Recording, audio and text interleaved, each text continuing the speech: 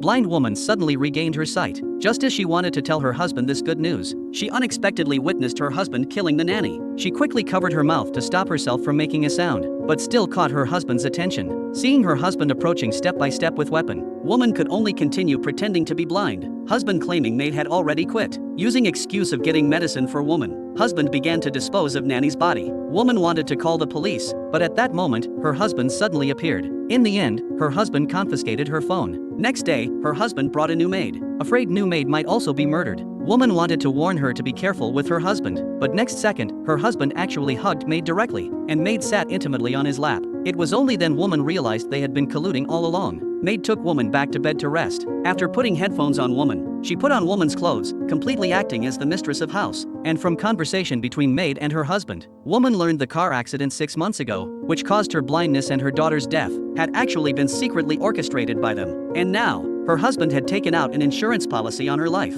All they had to do now was wait for the insurance to take effect, and then they could get rid of her. Taking advantage of them going out, woman began to look for a way to escape. But soon, she despairingly discovered the house had been turned into a prison. Woman continued to look for a phone. Finally, she found nanny's clothes and phone in kitchen trash bag. But just then, maid suddenly appeared behind her. Fortunately, maid didn't notice anything unusual. However, on the husband's car, husband discovered the phone was missing. When they returned home, woman was still charging the phone. Husband tested her again with knife, but was fooled by woman's excellent acting. They also found the phone in the woman's hand was not nanny's. Turned out woman had anticipated they would return because of this, so she had left nanny's phone in kitchen and instead found her own spare phone. In this way, woman once again dispelled their suspicions.